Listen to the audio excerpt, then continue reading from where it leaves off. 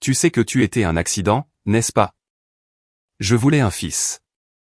Mon père m'a dit ça en face, devant 31 membres de la famille, après 6 Budweiser. Debout sur la pelouse, ma mère avait planté chaque buisson d'hydrangea à la main. La fumée de son nouveau barbecue Weber montait derrière lui comme une auréole qu'il ne méritait pas. Tante Carole a laissé tomber son assiette en carton. La salade de pommes de terre a atterri dans l'herbe. 31 têtes se sont tournées. Personne n'a respiré. Je n'ai pas bronché. J'ai répondu, drôle, maman m'a dit quelque chose de différent avant de mourir. Tu veux que je lise sa lettre? Sa main s'est mise à trembler. Cette lettre contenait une vérité que mon père avait enterrée depuis 30 ans. Et ça n'a pas seulement gâché son 4 juillet.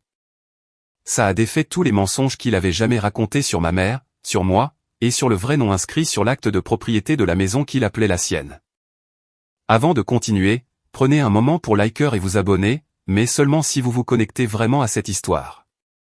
Et où que vous soyez en ce moment, laissez votre localisation et leur local dans les commentaires. J'aimerais savoir qui écoute. Je m'appelle Mira. J'ai 28 ans. Je suis infirmière en réanimation. Maintenant, laissez-moi vous ramener 3 ans avant ce 4 juillet, au jour où ma mère a reçu son diagnostic. La maison sur Maple Lane était une coloniale blanche avec des volets verts et une véranda qui entourait la maison et grinçait en 3 endroits que ma mère connaissait par cœur. Elle enjambait la 2e et la 3e lame chaque matin quand elle sortait arroser ses hortensias pieds nus avant que mon père se réveille.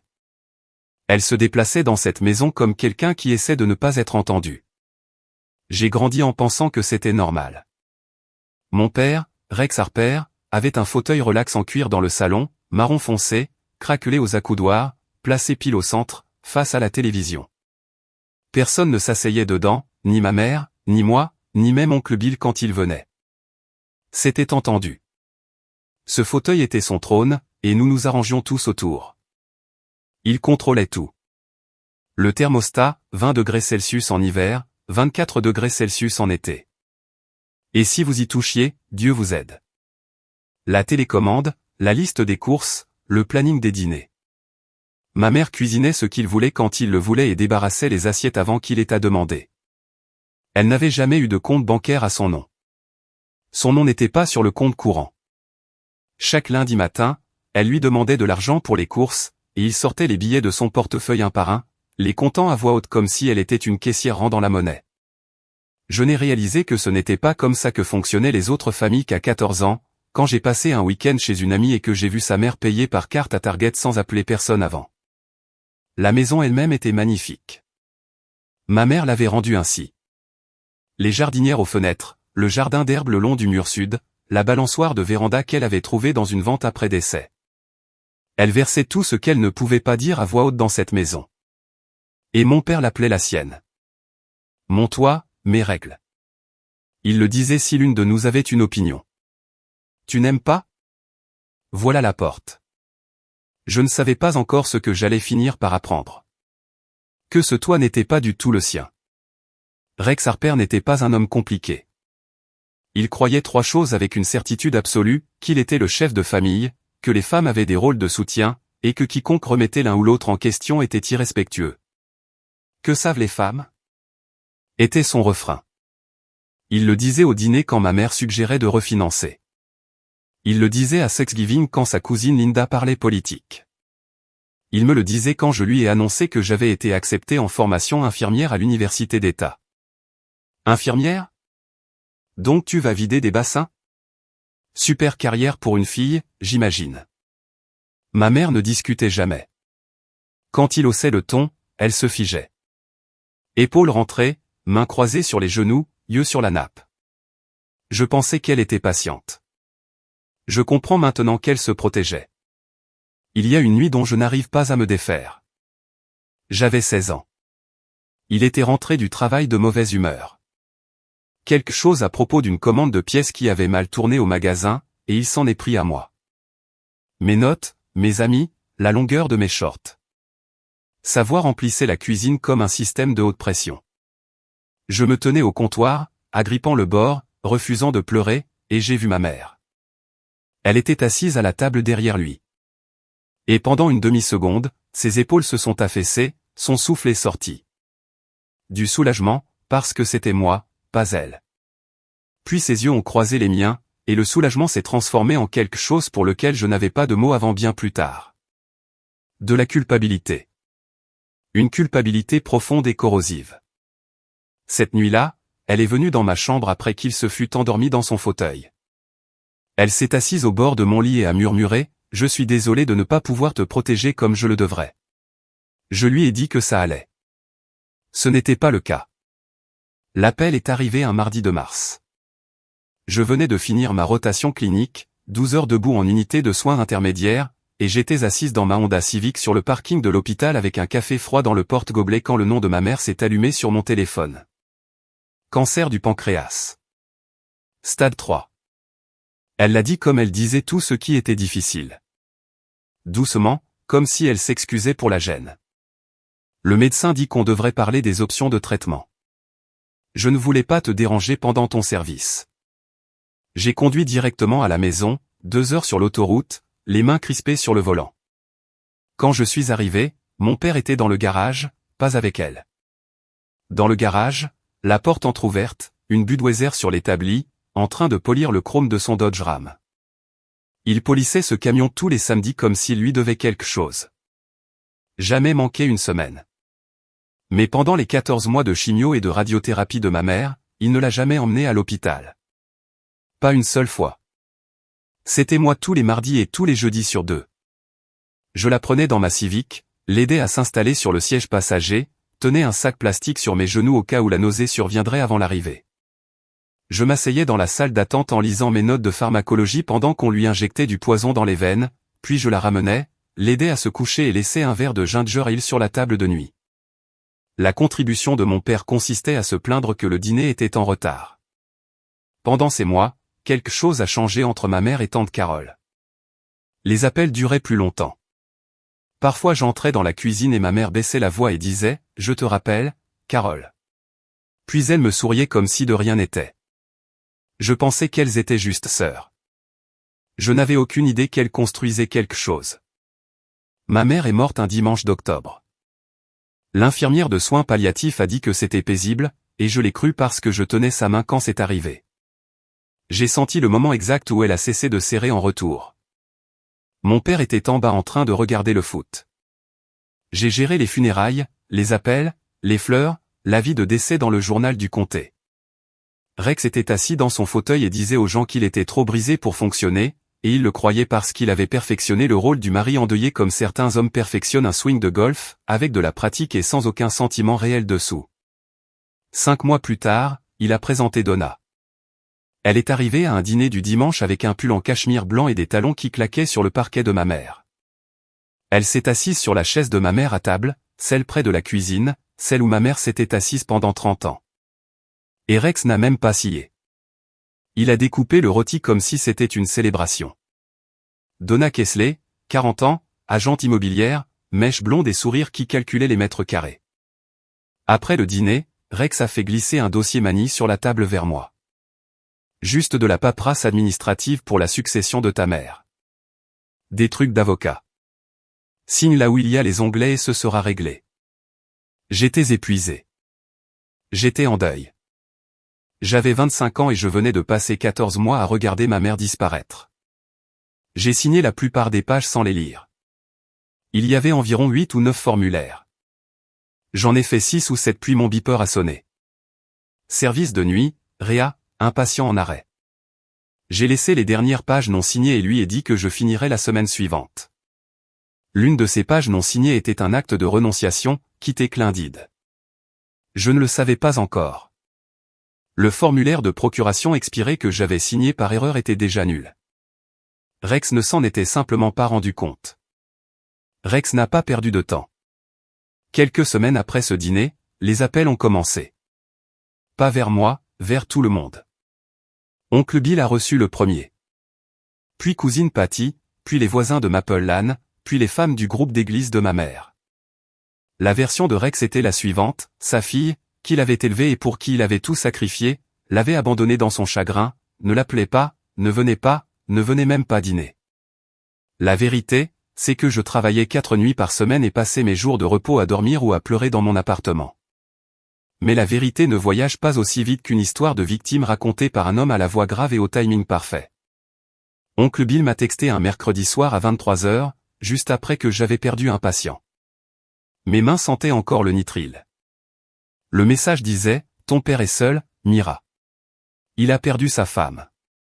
Ne sois pas égoïste. » Puis un suivi 2 minutes plus tard, un lien vers un article intitulé « Quand les enfants adultes abandonnent leurs parents vieillissants, une crise croissante ».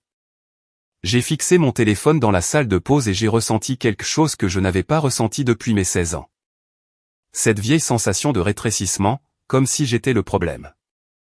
J'ai tapé une réponse, supprimé, tapé une autre, supprimé aussi. Que dis-tu à un oncle qui te connaît depuis toujours mais qui n'a jamais demandé ta version? J'ai appelé oncle Bill le lendemain matin et j'ai essayé d'expliquer les services, l'épuisement, le fait que Rex ne m'avait jamais rendu visite. Bill a écouté environ 45 secondes puis a dit, « C'est ton père, Mira. On n'en a qu'un. » Après ça, j'ai arrêté d'essayer d'expliquer. Il y a une différence entre ceux qui ne comprennent pas et ceux qui ne veulent pas. Je ne savais pas encore que Rex construisait quelque chose de précis. Que cette campagne de murmures n'était pas du chagrin. C'était une stratégie. Je suis retourné à la maison sur Maple Lane en avril pour récupérer une boîte des affaires de ma mère que j'avais laissée dans le placard à l'étage. Principalement de vieux albums photos, et une écharpe qui sentait encore son Chanel numéro 5. La porte d'entrée n'était pas verrouillée. Je suis entré et je me suis arrêté 3 pas après le seuil. Le salon avait l'air pareil. Le fauteuil de Rex. La télé en sourdine. Des canettes de bière sur la table d'appoint. Mais quelque chose était différent dans l'air. Un parfum différent. Doux et synthétique. Je suis monté. La porte de la chambre de mes parents était ouverte. La photo de mariage qui était accrochée au-dessus de la commode aussi longtemps que je me souvienne. Ma mère dans une simple robe ivoire en train de rire. Sa main sur la poitrine de mon père avait disparu. Le clou était toujours dans le mur. À la place, Donna avait accroché une impression encadrée d'un coucher de soleil sur la plage. La coiffeuse de ma mère, celle en chaîne avec le miroir ovale, celle où elle s'asseyait chaque matin pour mettre son rouge à lèvres, même quand elle était trop malade pour quitter la maison, était couverte des affaires de Donna. Brosse, poudrier, un flacon de brume corporelle Victoria's Secret là où se trouvait le Chanel numéro 5 de ma mère. Donna est apparue depuis la salle de bain principale en peignoir éponge, en train de se sécher les cheveux. Elle m'a regardé sans surprise. « Oh, ton père a dit que tu ne verrais pas d'inconvénient. » J'ai entendu la voix de Rex depuis le bas de l'escalier. « Mira, arrête de fouiner. Ce n'est plus ta chambre. » J'ai failli partir. Failli prendre ma boîte et m'en aller. Mais je suis passé par le salon en sortant. Et là, sur la table basse, glissé sous un guide TV, il y avait un dossier avec un logo immobilier. L'agence de Donna. À l'intérieur, une analyse de marché comparable pour 414 Maple Lane. Valeur estimée, 280 000 $. Il ne passait pas simplement à autre chose après ma mère. Il vendait sa maison. C'est la première fois que j'ai pensé, il n'est pas seulement cruel. Il prépare quelque chose. 2 semaines plus tard, Rex m'a appelé. Première fois depuis des mois qu'il composait mon numéro au lieu de celui d'oncle Bill. Viens dîner vendredi, a-t-il dit. Donna fait du pot roast. L'invitation seule aurait dû être un drapeau rouge. Mon père ne m'avait jamais demandé de venir dîner. Il l'annonçait ou l'exigeait, mais il ne demandait pas. J'y suis allé quand même. La table était dressée pour 3. Donna avait sorti des serviettes en tissu et une bougie. Mise en scène, j'ai réalisé plus tard, comme si elle montrait une maison. Le pot roast était correct. Le vin était bas de gamme. Mon père était à son meilleur comportement, ce qui signifiait qu'il ne m'a interrompu que 2 fois. Après que les assiettes ont été débarrassées, Rex a pris un autre dossier manie derrière sa chaise, le même genre que précédemment. Il l'a posé entre nous sur la table, bien aligné avec le bord, comme si ce n'était rien. L'avocat a dit qu'on avait raté un formulaire la dernière fois. Ça transfère simplement le titre de propriété à mon nom pour la gestion de la succession. Des trucs standards. J'ai ouvert le dossier. Une page. L'entête disait « Quitter Clindide ». En dessous, en langage clair, transfert de tout droit, titres et intérêts dans la propriété immobilière située au 414 Maple Lane de la succession d'Hélène Whitmore Harper à Rex Harper. Je l'ai lu 2 fois. Donna est apparue à mon coude avec un stylo. C'est vraiment standard, Mira. J'en vois tout le temps en immobilier. J'ai regardé mon père. Il me regardait avec cette expression que j'avais vue 1000 fois. Celle qui signifiait « fais ce que je dis et ne pose pas de questions ». Il faut que mon propre avocat regarde ça, ai-je dit. Sa mâchoire s'est crispée. Avocat? Tu ne fais pas confiance à ton propre père? Si c'est juste de la paperasse, ai-je dit, alors il n'y a pas d'urgence. Je vais demander à quelqu'un de vérifier. J'ai pris l'acte de renonciation, je l'ai mis dans mon sac et j'ai conduit directement chez tante Carole. Carole Whitmore vivait dans une maison de plein pied en briques à 12 miles de la ville, le genre d'endroit qui sentait le café et les déclarations d'impôts. Elle était comptable depuis 25 ans, et sa table de cuisine avait vu plus de W2 que de dîners de famille. Elle a ouvert la porte avant que je frappe, comme si elle m'attendait. J'ai posé l'acte de renonciation sur sa table de cuisine en chêne, la même table où j'apprendrai plus tard qu'elle et ma mère s'étaient assises 2 ans avant la mort de ma mère pour signer leurs propres documents. Carole a pris le formulaire. L'a lu une fois. Son visage s'est figé. Pas surprise. Quelque chose de pire. Confirmé. Il essaie de prendre la maison, a-t-elle dit. Puis elle m'a regardé. Mira, la maison n'a jamais été à lui. Elle l'a dit simplement, comme elle disait tout. Carole ne faisait pas de drame. Elle faisait des faits. Ta mère a acheté cette maison avec l'argent d'un héritage de tes grands-parents. Les Whitmore. 180 000 $. L'acte est à son nom. Hélène Whitmore Harper. Le nom de Rex n'y est pas. Il n'y a jamais été. Je l'ai fixé. 30 ans que mon père appelait cette maison la sienne. 30 ans.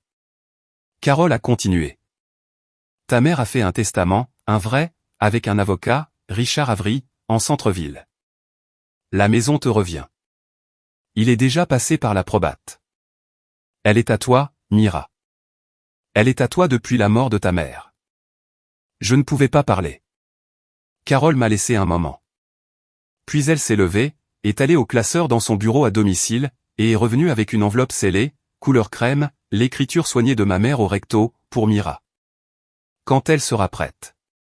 Ta mère a laissé ça aussi, a dit Carole. Elle m'a dit de te la donner quand tu en aurais besoin. Je pense que tu en as besoin. J'ai tenu l'enveloppe à 2 mains. Lis-la quand tu seras prête, a dit Carole. Mais ne la lis pas seule. Je ne l'ai pas ouverte cette nuit-là. Je suis resté dans ma voiture dans l'allée de Carole pendant 20 minutes, moteur éteint, tenant la lettre que ma mère avait écrite pour moi depuis l'autre côté de la mort. Et j'ai pensé à toutes les fois où mon père avait dit ma maison, mes règles, et comment ma mère avait dû rester assise là à écouter, sachant la vérité, sans rien dire. Elle ne pouvait pas le combattre de son vivant. Alors elle l'a combattu sur papier. Le lendemain matin, j'ai appelé le cabinet de Richard Avery.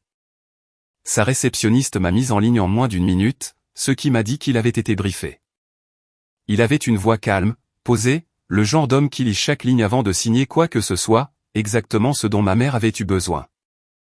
Mademoiselle Harper, je m'attendais à votre appel, honnêtement, depuis environ 1 an maintenant. Il a confirmé tout ce que Carole m'avait dit. Le testament était valide. Il avait été déposé, entré en probate et exécuté. La maison au 414 Maple Lane, acte enregistré au nom d'Hélène Whitmore Harper, m'avait été transférée au décès de ma mère en tant que seul bénéficiaire nommé. Les documents étaient propres. Le titre était clair.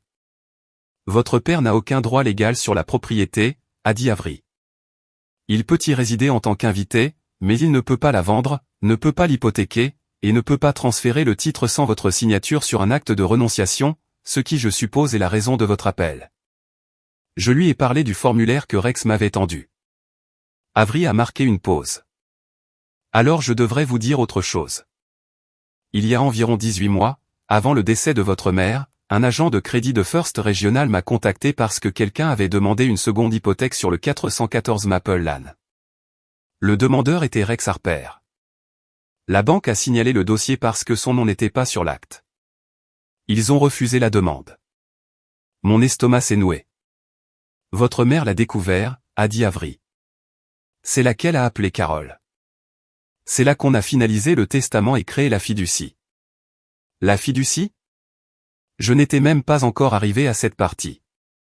220 000 $, a dit Avery. Détenu dans une fiducie révocable, vous nommant bénéficiaire, financé par l'héritage séparé de votre mère. Monsieur Harper n'y a aucun accès et ignore le solde actuel.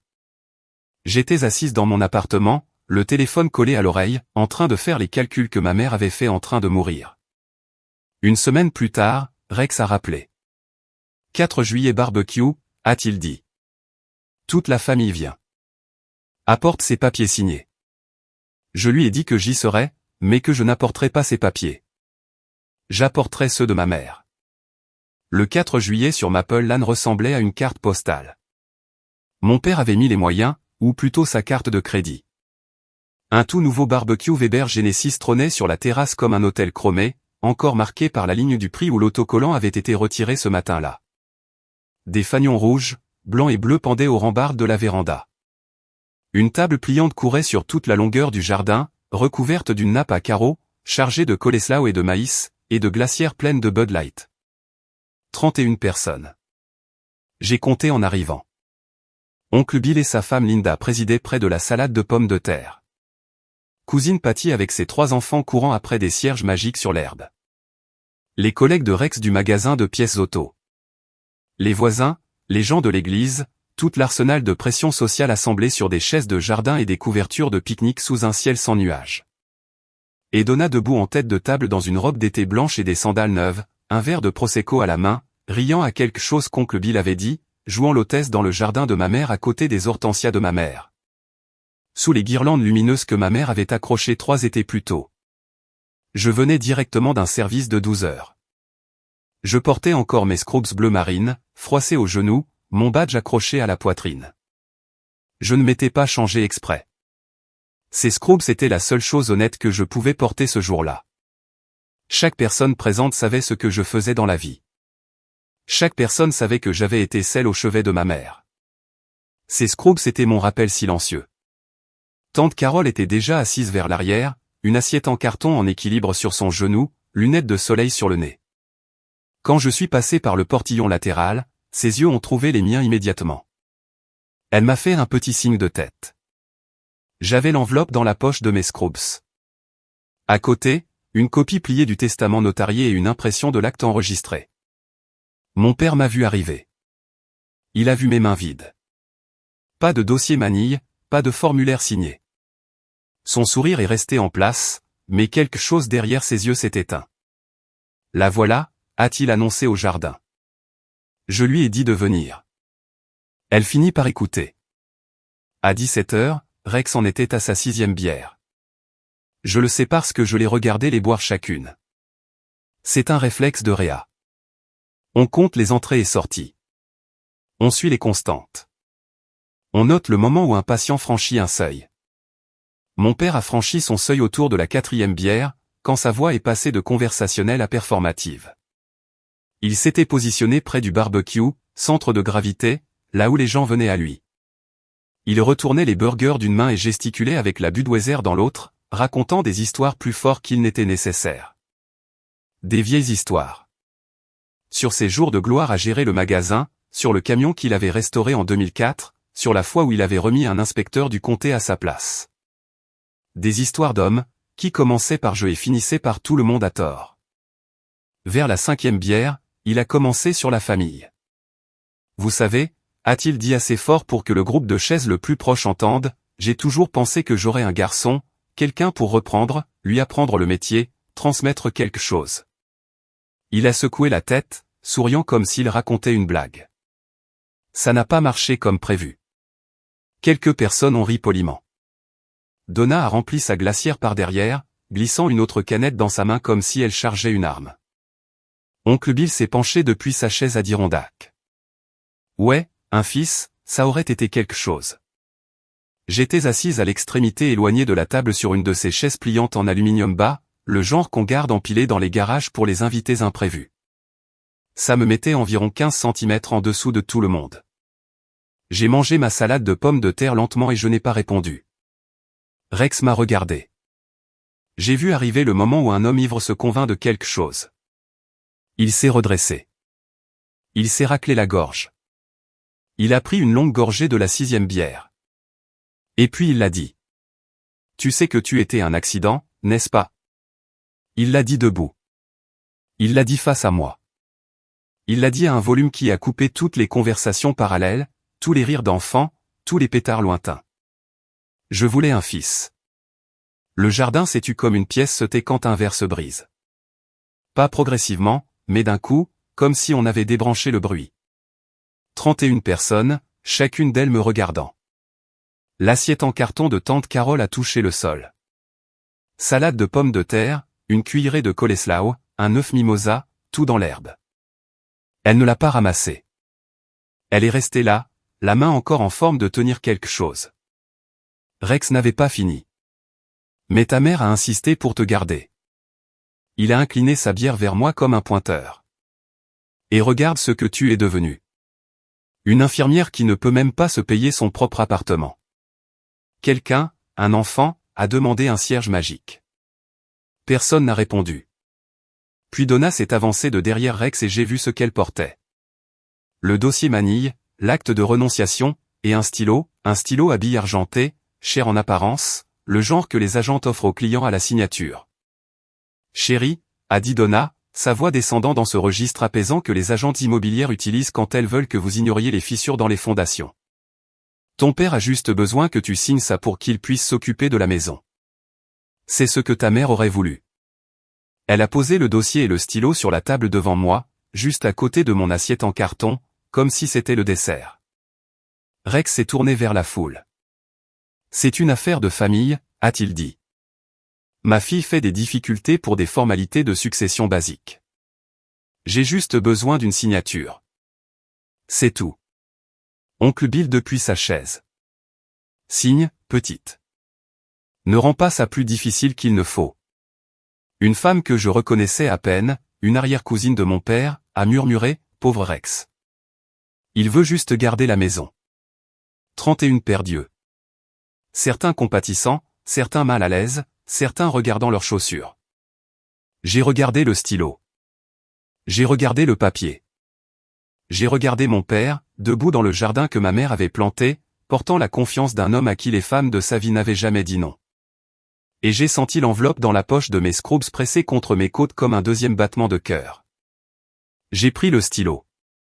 Il faut que vous compreniez. Je l'ai pris. Je l'ai tenu entre mes doigts et j'ai regardé la ligne où mon nom devait aller. Et pendant une seconde terrible, j'ai compris ma mère complètement parce que c'est ce que ça fait. C'est ce qu'elle a vécu chaque jour.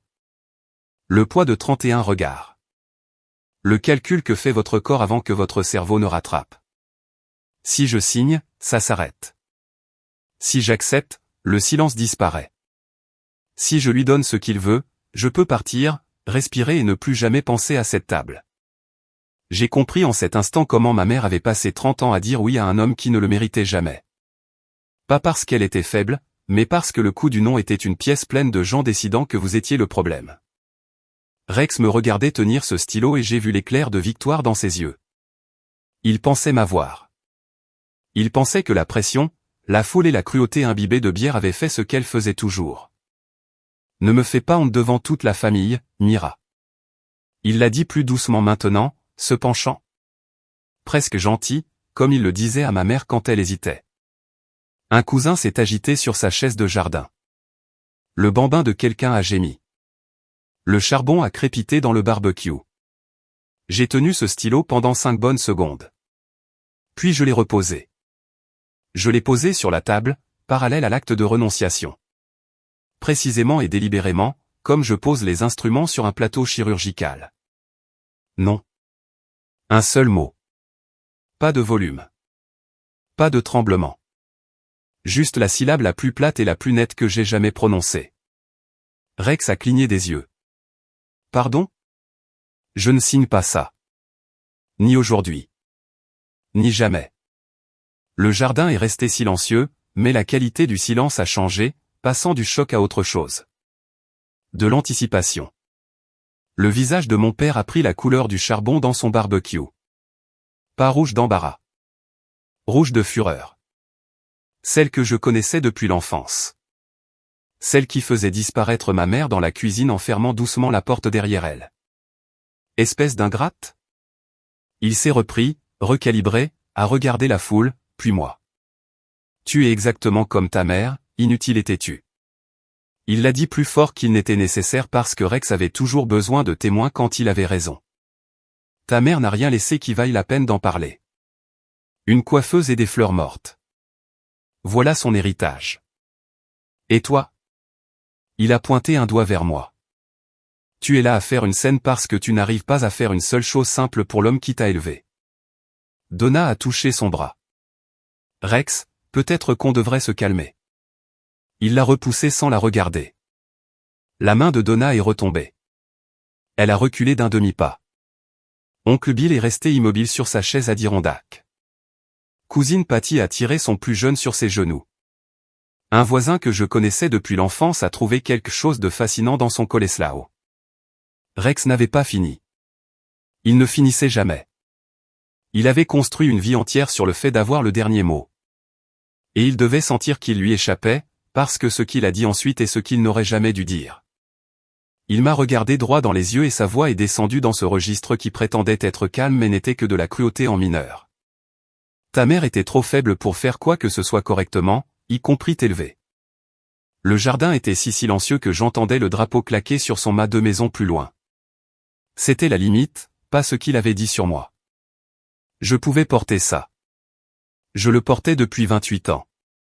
Mais il l'a dit sur elle, la femme qui avait passé ses derniers mois vivante à s'assurer que je serais exactement ici, exactement maintenant, avec exactement ce dont j'avais besoin. Il l'a dit sur ma mère. Et quelque chose en moi s'est verrouillé. Je me suis levé, pas vite, pas en colère. Je me suis levé comme je me lève au chevet d'un patient quand ses constantes s'effondrent. Stable, contrôlé, déjà 3 étapes devant. J'ai poussé l'acte de renonciation sur la table vers Rex. Le papier a glissé sur la nappe à carreaux et s'est arrêté contre un bol de haricots cuits au four. Je ne signe pas ça, ai-je dit. Ni aujourd'hui, ni jamais. Et je ferai attention à ce que tu dis ensuite sur ma mère. Ses yeux se sont plissés. Ou quoi? J'ai plongé la main dans la poche poitrine de mes scrubs, celle sur mon cœur, où je garde habituellement une lampe stylo, et j'ai sorti une enveloppe crème, manuscrite.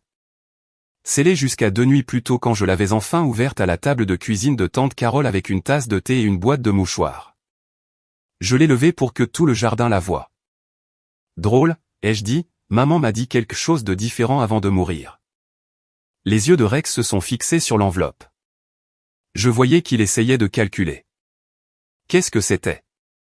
Qu'a-t-elle écrit? Qu'est-ce qu'elle pouvait avoir dit? Tu veux que je lise sa lettre?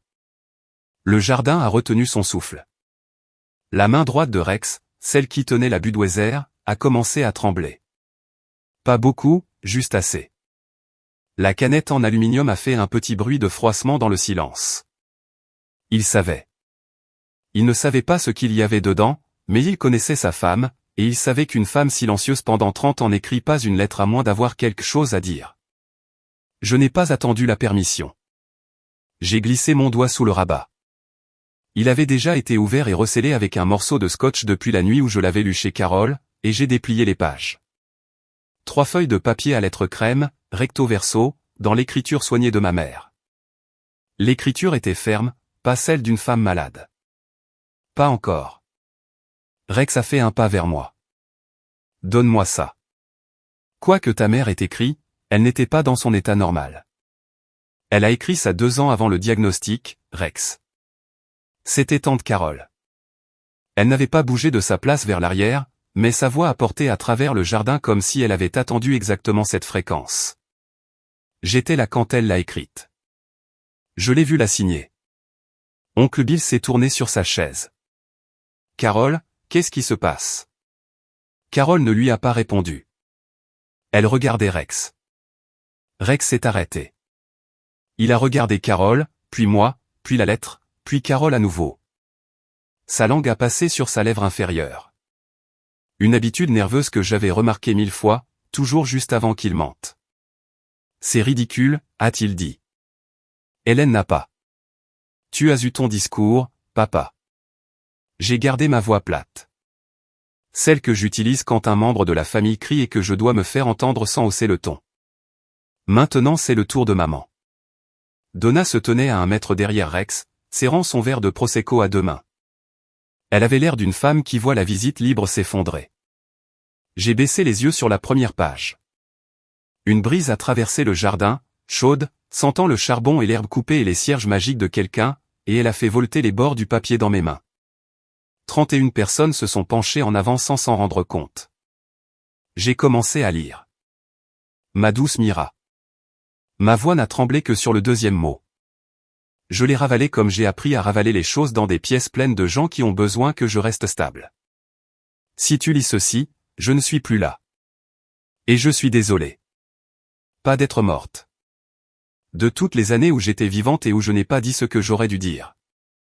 Le jardin était si immobile que j'entendais la glace bouger dans les glacières. J'ai continué.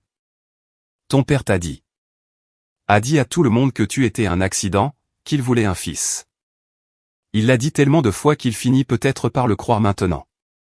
Mais je veux que tu saches la vérité. Parce que la vérité est la seule chose qu'il me reste à te donner. Rex a dit, Mira, ça suffit. Je n'ai pas levé les yeux. Je te voulais, Mira. Je t'ai voulu plus que tout ce que j'ai jamais voulu. J'ai passé 2 ans dans une clinique de fertilité. 2 ans d'injection de progestérone chaque semaine, prise de sang chaque mois, rendez-vous où je me rendais seul parce que ton père disait que c'était du gaspillage d'argent. Il ne voulait pas d'enfant, ni fils ni fille. Il disait qu'on ne pouvait pas se le permettre. Il disait qu'il n'était pas prêt. Il disait, et ce sont ses mots exacts, les enfants, c'est un gouffre financier. Je préférerais acheter un bateau. Un murmure a parcouru la foule. Cousine Patty a mis la main sur sa bouche. Oncle Bill s'est penché en avant sur sa chaise. Quand je suis enfin tombée enceinte, ai-je continué. Il a dit, très bien, mais si ce n'est pas un garçon, ne t'attends pas à ce que je sois excitée. Et puis tu es arrivé. Tu es arrivé et tu étais tout. J'ai marqué une pause, respiré. Le visage de Rex avait une couleur que je n'avais jamais vue. Pas de la colère, pas de l'embarras. Quelque chose en dessous des deux. Quelque chose de vieux. Il a dit à tout le monde que tu étais un accident, ai-je lu, parce que la vérité l'embarrassait. Qu'un homme qui se disait chef de famille avait dû être supplié par sa femme pour devenir père. Qu'il s'y était opposé à chaque étape. Qu'il n'avait accepté que parce que je lui ai dit que je partirais s'il disait non une fois de plus. Carole a parlé depuis l'arrière du jardin. Calme. Définitive. Elle a écrit ça 2 ans avant le diagnostic, Rex. Elle n'était pas confuse. Elle n'était pas sous médicaments. Elle était lucide.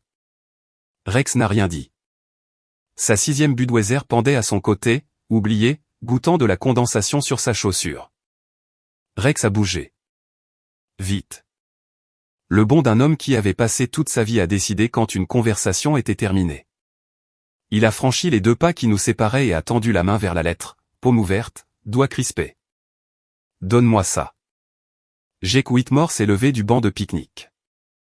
25 ans, fils de Carole, un M85 en botte de travail.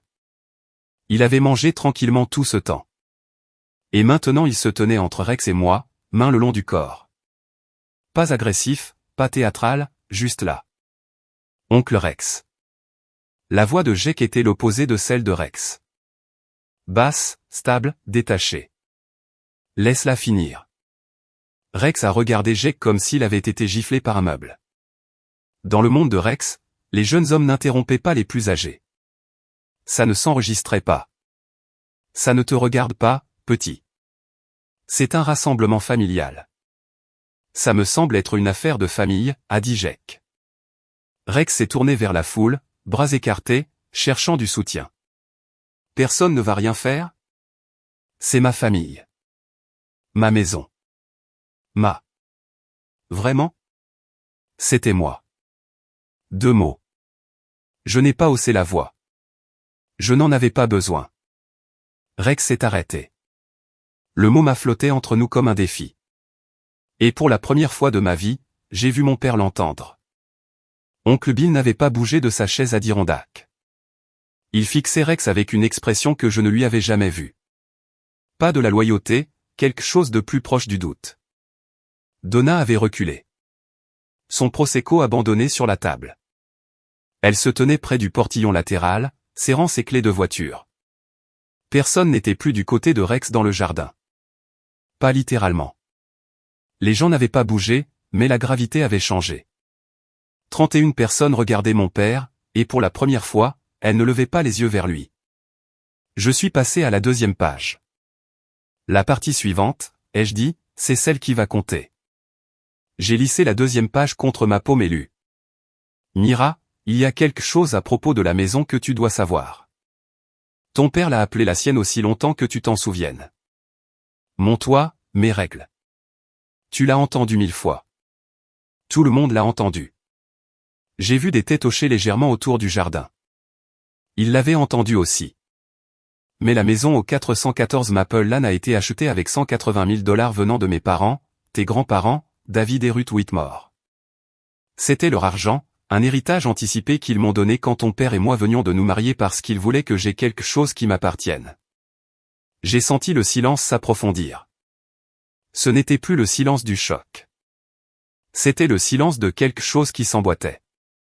L'acte est à mon nom. Helen Whitmore Harper. Le nom de ton père n'y a jamais été. Il n'a pas payé pour ça. Il n'a pas co-signé. Ce n'est pas sa maison. Ça n'a jamais été sa maison. Le visage de Rex est devenu blanc. Pas progressivement, d'un coup, comme un écran qui perd le courant. J'ai fait un testament, ai-je continué à lire. Un testament légal préparé par l'avocat Richard Avery et témoigné par ma sœur Carole. La maison te revient, Mira. Il a été déposé et entré en probate après ma mort. Au moment où tu lis ceci, le titre t'a déjà été transféré. J'ai plongé la main dans mon autre poche et sorti les 2 documents que j'avais apportés. Une photocopie de l'acte enregistré et une copie certifiée de la page pertinente du testament de ma mère. Je les ai posés sur la table face visible à côté de l'acte de renonciation que Rex voulait que je signe. 3 morceaux de papier, son mensonge à côté de sa vérité. Donna a parlé en premier. Elle était toujours près du portillon, clé en main, et sa voix avait le ton plat d'une femme qui fait une recherche de titre dans sa tête. Rex, tu m'as dit que la maison était à toi. Rex ne l'a pas regardé. C'est ma maison. J'y ai vécu 30 ans. La voix de Carole est venue de derrière moi, stable comme une conclusion d'audience. Vivre dans une maison ne la rend pas tienne, Rex. La payer, oui, et tu ne l'as pas fait. Oncle Bill fixait l'acte sur la table. Il ne l'a pas touché. Il n'a rien dit, mais sa mâchoire travaillait comme s'il mâchait 30 ans de conversation qui venaient de changer de sens. Rex se tenait au milieu de son propre barbecue dans son jardin, entouré de 31 personnes venues pour des hot dogs, et il n'avait plus rien à dire. Sa main, celle qui m'avait pointé, celle qui tenait sa bière comme un sceptre, tremblait. Je n'avais pas besoin de crier. L'acte parlait plus fort que tout ce que j'aurais pu dire. Il y a plus, ai-je dit. Je ne l'ai pas dit fort. Je l'ai dit comme on dit à la famille d'un patient que les résultats sont revenus et que ce n'est pas fini. Je suis revenu à la lettre de ma mère. Avant de mourir, ai-je lu, j'ai découvert quelque chose qui m'a fait réaliser que je ne pouvais pas laisser ça au hasard. Ton père a demandé une seconde hypothèque sur notre maison, une maison qui ne lui appartient pas. Via First Regional Bank, l'agent de crédit a appelé notre avocat familial parce que le nom de Rex n'était pas sur l'acte. La demande a été refusée. J'ai levé les yeux. Rex me regardait comme si je lisais son autopsie alors qu'il était encore vivant. C'est là que j'ai su, ai-je lu. C'est là que j'ai appelé Carole. C'est là qu'on est allé voir Richard Avery et qu'on a tout officialisé. Le testament, la fiducie, cette lettre. Parce que si ton père était prêt à emprunter sur une maison qui ne lui appartenait pas alors que j'étais vivante, je n'avais aucun doute qu'il essaierait de te la prendre après ma mort. J'ai posé la lettre. Le jardin l'a digérée par vagues. D'abord les proches. Oncle Bill pressant ses doigts sur l'arête du nez. Cousine Patty murmurant quelque chose à son mari. Puis le cercle extérieur. Les voisins échangeant des regards. les dames de l'église devenant très silencieuses. Et puis Donna. Elle était déjà à moitié sortie par le portillon, mais elle s'est arrêtée et s'est retournée. Sa voix avait perdu toute trace de cette cadence chaleureuse et apaisante de visite libre. Rex, tu as essayé d'hypothéquer une maison qui n'était pas à toi? Chérie, je peux expliquer. Je suis agente immobilière, Rex. Elle a tenu ses clés comme un verdict. Je sais à quoi ressemble une fraude. Le portillon a claqué derrière elle. Un moment plus tard, un moteur a démarré dans l'allée et les pneus ont roulé sur le gravier, et Donna Kesley était partie. Rex a regardé le portillon pendant 3 longues secondes. Puis il s'est assis sur sa chaise de jardin comme si on lui avait coupé les fils. Il restait une page. J'ai failli ne pas la lire. Les 2 premières avaient fait le travail, les faits, les preuves, l'architecture d'un mensonge démantelé en public. Mais la dernière page n'était pas sur la propriété ou les hypothèques. Elle portait sur quelque chose de plus dur. Mes mains ont tremblé pour la première fois de l'après-midi. Pas de peur, de chagrin.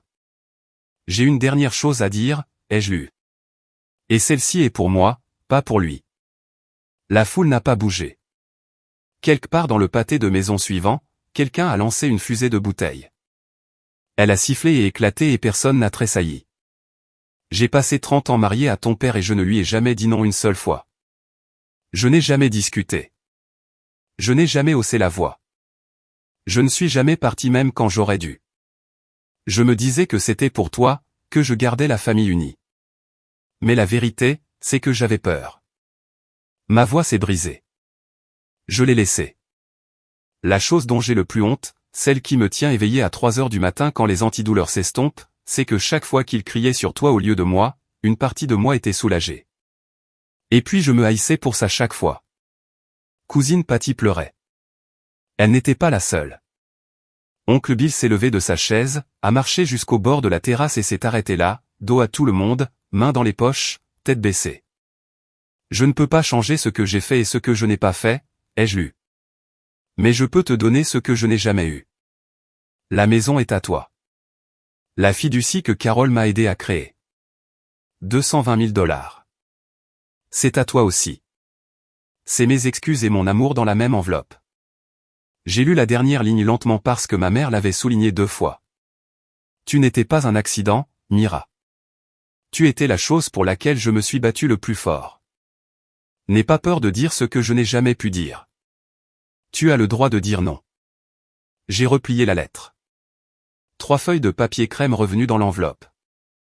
Revenues dans ma poche contre mon cœur. Rex était assis sur sa chaise de jardin avec sa 6e bière qui fuyait sur l'herbe à côté de lui, entouré de 31 personnes qui ne pouvaient plus le regarder dans les yeux. Il n'a pas dit un mot. Pendant un long moment, les seuls sons étaient le drapeau de maison plus loin et un chien qui aboyait quelque part dans la rue suivante. Le barbecue fumait encore. La nourriture était toujours dehors. Les guirlandes que ma mère avait accrochées commençaient à briller contre le ciel du début de soirée. Personne n'est parti. Personne n'a parlé. C'était comme si tout le jardin retenait son souffle, attendant de savoir quel genre de famille ils allaient être désormais. Rex a regardé autour de lui.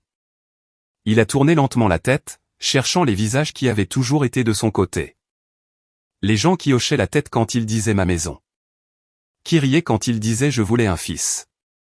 Qui m'avait texté pour que je l'appelle plus souvent. Personne n'a croisé son regard. L'arrière-cousine qui avait murmuré, pauvre Rex, 10 minutes plus tôt était assise avec son assiette sur les genoux, fixant l'herbe. Ses yeux étaient rouges. Rex a essayé. Vous allez tous croire une femme morte plutôt que moi. Ça a atterri comme une pierre dans un étang.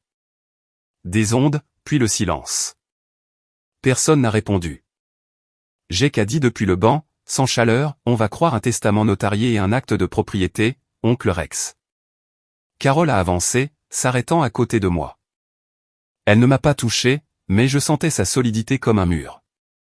Rex, a-t-elle dit, Richard Avery a tous les documents originaux. Je te suggère de contacter ton propre avocat. Une pause. Tu vas en avoir besoin. J'ai ramassé les papiers sur la table, l'acte, le testament, l'acte de renonciation non signé, et les ai empilés soigneusement. J'ai remis la lettre dans la poche de mes scrubs. J'ai poussé ma chaise. Puis j'ai dit la dernière chose que j'allais dire à mon père à cette table. Je ne vends pas cette maison. Je ne signe rien. Et je ne demande pas ta permission. Je l'ai regardé une dernière fois. L'homme sur la chaise de jardin dans le jardin qu'il ne possédait pas, tenant une autorité qui ne fonctionnait plus. Il paraissait plus petit que je ne l'avais jamais vu. Pas pitoyable, juste à sa vraie taille pour la première fois. Je suis sorti par le portillon latéral. Carole et Jake m'ont suivi. Derrière moi, 31 personnes étaient assises avec leurs assiettes en carton, leurs cierges magiques et les ruines d'une histoire qu'ils avaient crue pendant 30 ans. Voici ce qui s'est passé ensuite, parce que je sais que vous vous demandez. Richard Avery a envoyé une lettre officielle à Rex le lundi suivant. Courrier recommandé avec accusé de réception. Elle indiquait en langage juridique clair que la propriété au 414 Maple Lane appartenait à Myra Helen Harper, conformément au dernier testament et codicile d'Helen Whitmore Harper, que la succession avait été entièrement administrée via la probate, et que Rex A. Harper occupait la propriété sans droit légal. Il avait 60 jours pour quitter les lieux. Standard, dans les règles, sans théâtre. Rex n'a pas engagé d'avocat. Je ne pense pas qu'il pouvait se le permettre. La dette de carte de crédit seule était de 38 000 $. Je l'ai appris plus tard par oncle Bill, qui avait vu un relevé sur le comptoir de cuisine de Rex. Ajoutez le prêt Toto sur le Dodge Ram, plus ce qu'il avait dépensé pour le Weber et les dîners de Donna, et la vie d'un homme qui prétendait être plus riche qu'il ne l'était, et il ne restait rien. La maison qu'il avait essayé de vendre, estimée à 280 000 $ par l'analyse de marché de Donna elle-même, n'avait jamais été à lui.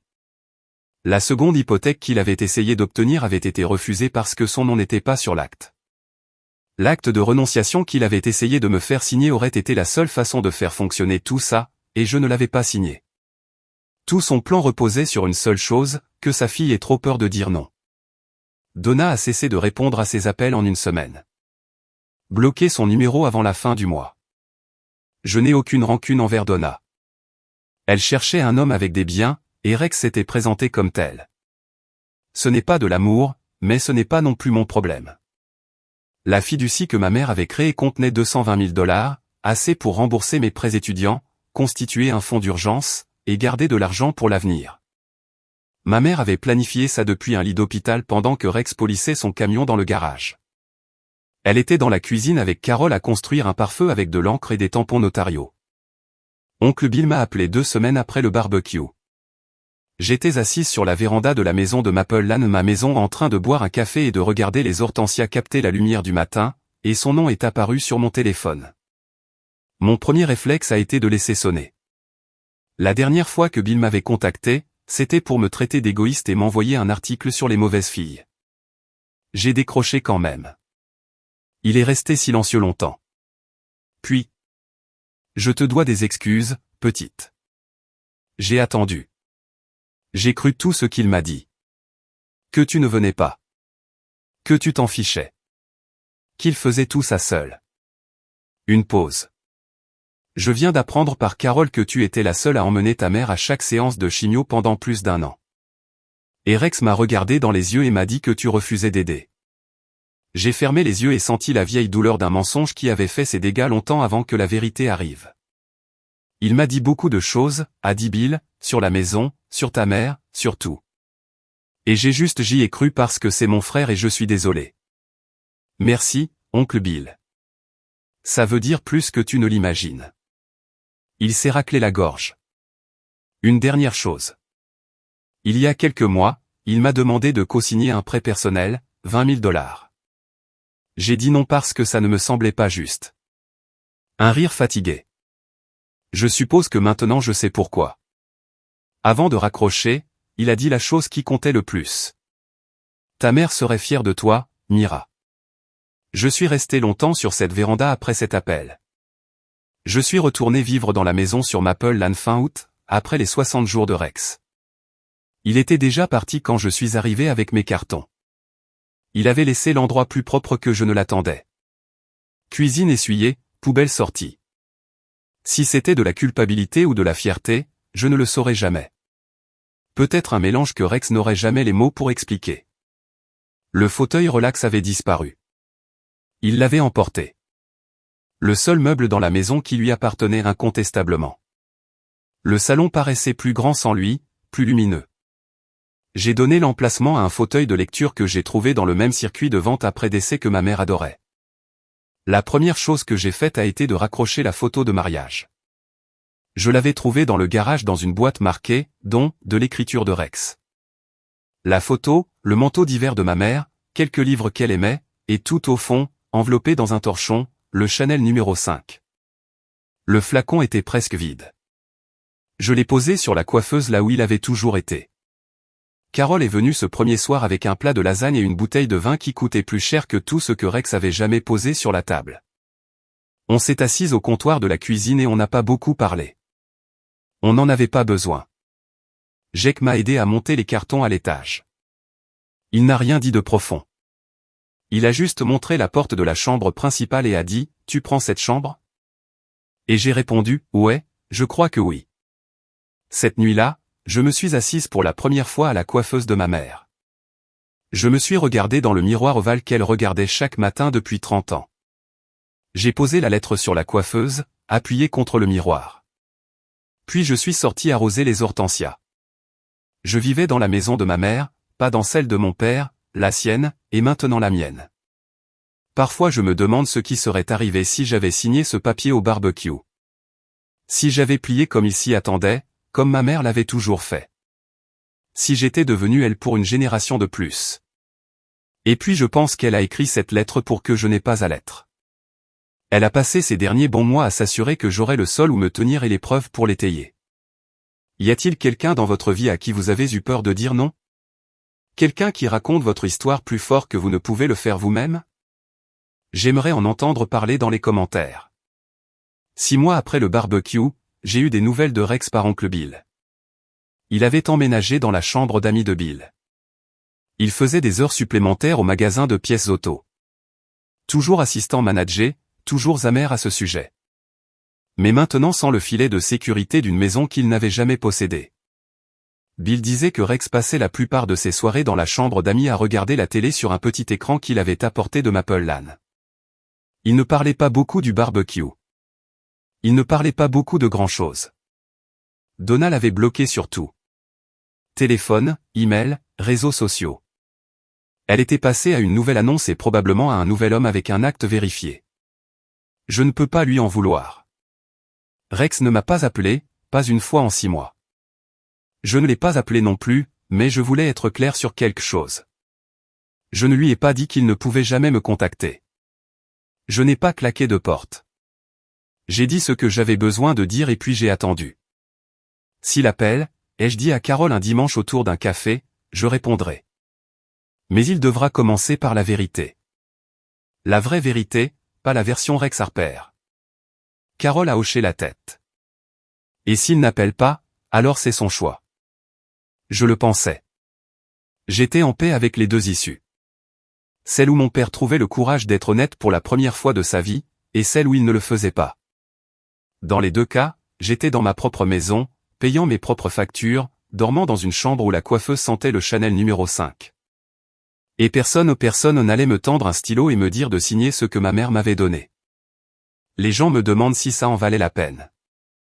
La confrontation, la lettre, le barbecue.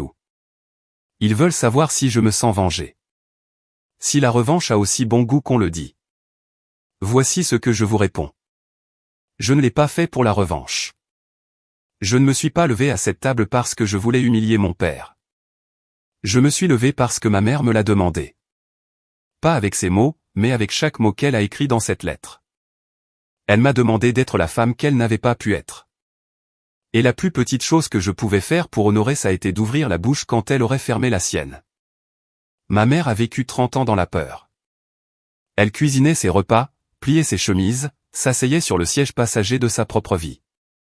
Et la seule chose qu'elle ne pouvait pas se pardonner, c'était de l'avoir laissé diriger sa colère sur moi parce que ça signifiait qu'il ne la dirigeait pas sur elle. Elle l'a écrit dans la lettre.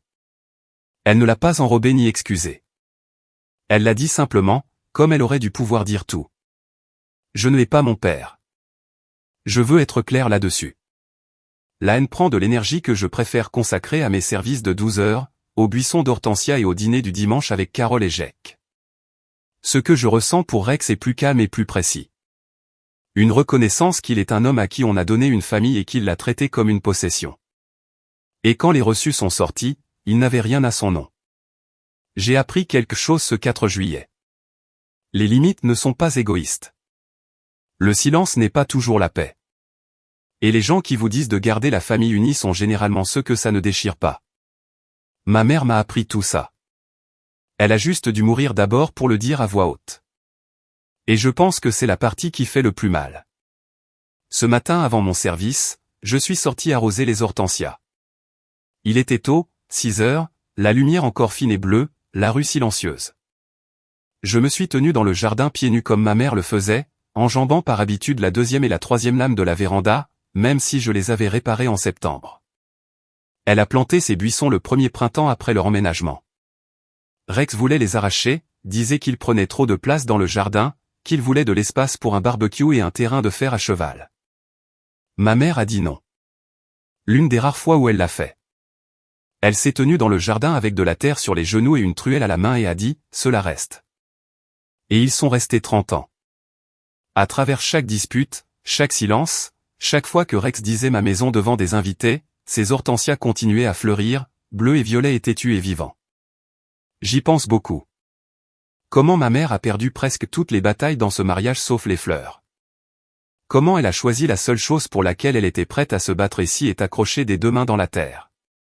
Elle ne pouvait pas se protéger elle-même, mais elle a protégé les hortensias, et elle a protégé l'acte, et elle a protégé la lettre. J'ai éteint le tuyau et je me suis tenu dans le jardin, mon jardin. La maison brillait en blanc derrière moi dans la lumière matinale.